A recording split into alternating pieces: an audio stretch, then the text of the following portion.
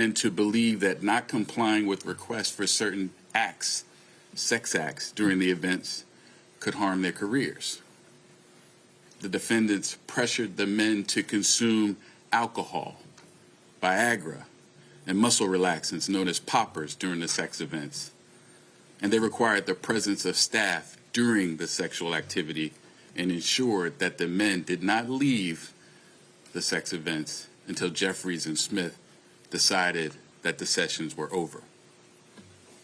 Also, as alleged, on more than one occasion, Jeffries and Smith either directed others to inject or personally injected men with an erection-inducing substance for the purpose of causing the men to engage in sex acts the men were incapable of engaging in or unwilling to engage in.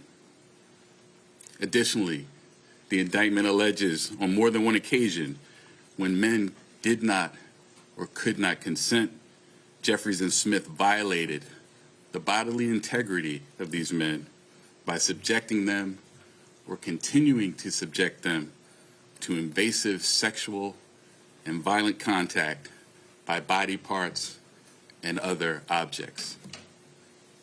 As alleged in the indictment, Jeffries, Smith, and Jacobson didn't just carry this activity on for a couple of occasions. Their sex trafficking and prostitution enterprise lasted at least from the end of 2008 until early 2015. During that period, the defendants hired dozens of men and transported them to New York and around the globe. They spent millions of dollars on a massive infrastructure to support this operation and maintain its secrecy. This included hundreds of thousands of dollars of cash for commercial sex, prolific amounts of money for staff to run the sex events, money for domestic travel, international travel, hotel rooms, services from a security company, and Jacobson's salary, among other things. Now, this investigation remains ongoing. Although there are 15 John Does identified as victims in this indictment, this interstate prostitution venture encompassed dozens and dozens of men. And I encourage anyone with information about this case, including anyone who was a victim of the defendant's alleged crimes, to contact the FBI. 1-800-CALL-FBI. Now, I want to thank the victims who have already come forward for sharing their stories. Prosecutions like this are really impossible without the bravery of victims who are willing to report what happened to them to law enforcement. But this office, the Department of Justice, and its law enforcement partners will continue to work tirelessly to protect victims from powerful individuals who use their wealth and their influence to exploit and harm others for sexual gratification. In addition to my team, I'd like to give special thanks to FBI Special Agent Amanda Young and NYPD Detectives Paul Byrne and Antonio Pagan, who have worked hard on this investigation in the pursuit of justice. I'll now turn it over to FBI Assistant Director in Charge, Dennehy.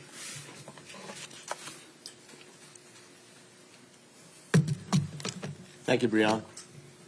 Good afternoon. I'm Jim Dennehy, Assistant Director in Charge of the FBI's New York Field Office. Today's indictment highlights the abhorrent behavior of Michael Jeffries, Matthew Smith, and James Jacobson.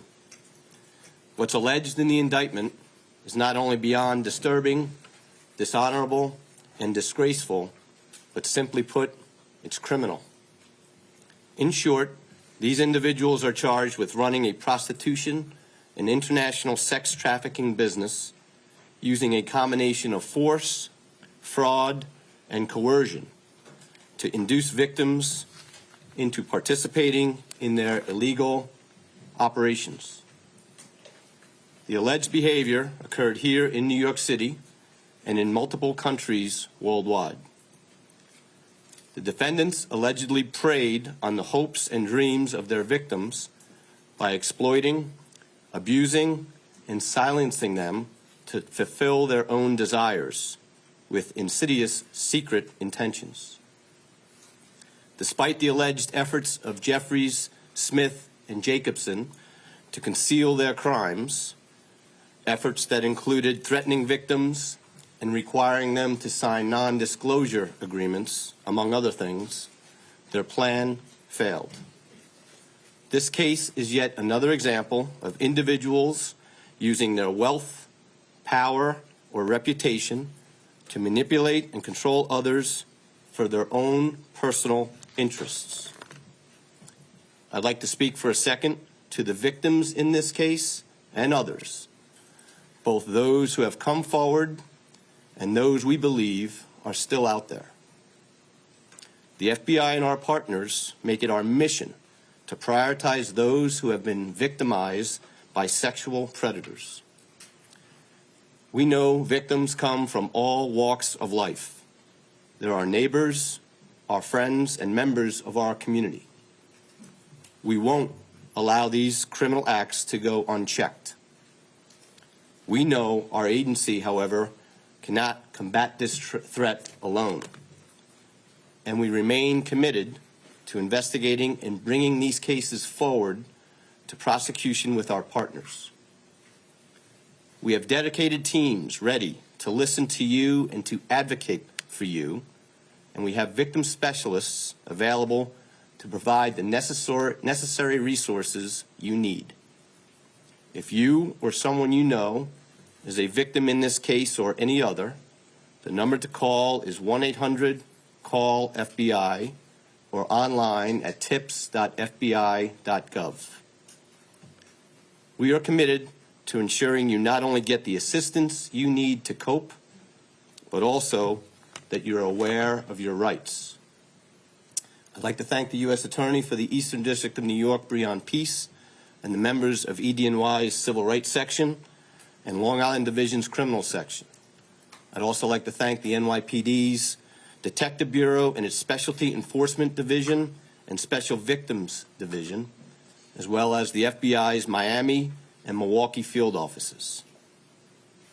And also, I'd like to thank the dedicated investigators and personnel from the FBI, NYPD, Child Exploitation, Human Trafficking Task Force.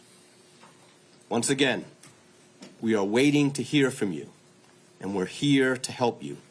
The number to call is 1-800-CALL-FBI. Thank you. And now I'd like to turn it over to Deputy Chief Ortiz.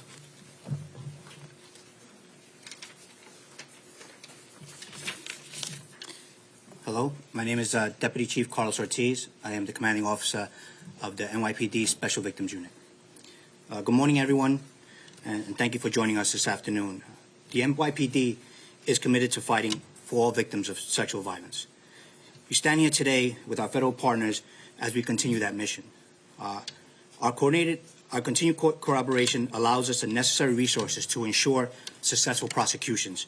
First of all, I want to thank Attorney Pierce, FBI Assistant Director in charge Dennehy, and their staff, along with my human trafficking unit led by Captain Chase and Lieutenant Piccarello for their diligent work in regards to this case. As evident by today's announcement, we hope our work is able to bring some sense of dignity back to these survivors. The NYPD encourages all survivors of sexual-based violence, including trafficking, to come forward and speak with us, regardless of gender, immigration status, race, or sexual orientation. Our investigators are equipped to handle all reports. Our joint federal teams remain committed to end all human trafficking.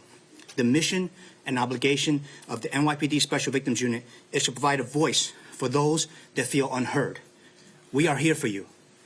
Together with our federal partners, we will continue to fight for the victims of the city and all over the country. Thank you.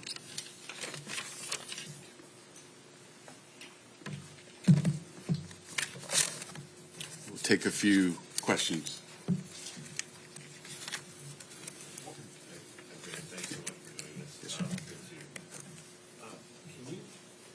The indictment says that this alleged conduct ended in 2015. Why did it take nearly a decade for you to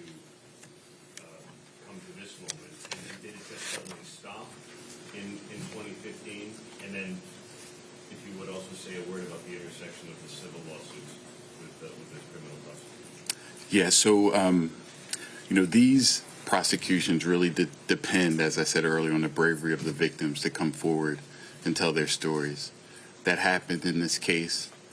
Once that happened, our team and our law enforcement partners investigated this case thoroughly and quickly, and we're now arriving at this day when we're charging the conduct. So I say to all victims, we're here, we will listen, we will investigate, and bring charges where appropriate.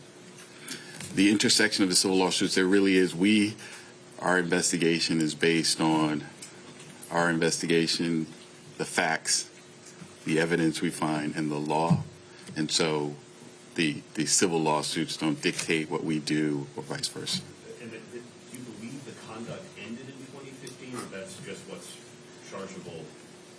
I will say, I think the best way to answer that is say this investigation remains ongoing. We encourage any victims or any witnesses to come forward with additional information. And if there's a need to bring further charges, we, of course, will not hesitate to do that. I had a question about the events themselves. When they took place, were they like company sanctioned events, or did they at any point happen on company grounds? And about the John Does, were they employed at all by the company? Were they working in stores? Did any of them actually make it to be part of these like advertisements? Or were they just simply brought in for these purposes and then recycled out? I can't go beyond the allegations in the indictment. We don't have evidence that this happened on company grounds, but I will not go further into who is aware where things happen beyond what is already in the indictment, including with respect to what happened after the events. Hi there, thanks for doing this. Can you tell us how many victims there were in total? The indictment says there were 15 John Does, but how many did you interview? I can't get into our interview process. We interviewed many, many witnesses. As I said, the team and our law enforcement partners did a very thorough investigation into this activity. We have named 15 John Does, but as I indicated before, there may be other victims out there. We're hoping to hear from folks after this, and we will take action as appropriate. Well, this is the story of the former Abercrombie & Fitch CEO, Mike Jeffries, an associate of his partner, Matt Smith, and also a third man, Jim Jacobson, all arrested today as part of a criminal sex trafficking investigation by the FBI and federal prosecutors. Breon Peace, the attorney for the Eastern District of New York, said the defendants are accused of using power, influence, force, and coercion to traffic young men. It involved violent and exploitative acts, he said. The defendants would fly selected young men to the defendants' homes or hotels around the world, including the UK, to engage in sex at sex events. They used fraud and coercion in the process, not telling the men of the events they would be attending. Breon Peace said 15 victims, he said, have been identified, but it also involved dozens, many dozens of men who he asked to come forward. And just the FBI also spoke. James E. Dennehy said, today's indictment highlights the abhorrent behaviour of these men. It is beyond disturbing, a prostitution business using fraud, force and coercion. It is criminal, preying on the hopes and dreams, he said, of victims to fulfil their own desires. And we should say that Jeffries and his partner, Mike Jeffries and Matt Smith, have previously denied any wrongdoing. So too has what the attorney described, the man described as his recruiter, Jim Jacobson. So that is the story. And Mike Jeffries is a man who transformed Abercrombie from a rather traditional outfitters in the United States into that very successful fashion brand, which so many people have heard of. Let's join our correspondent, Shaman Freeman Powell, who has been listening to all that. And Well, Shaman, the attorney there, clearly setting out the case against these men.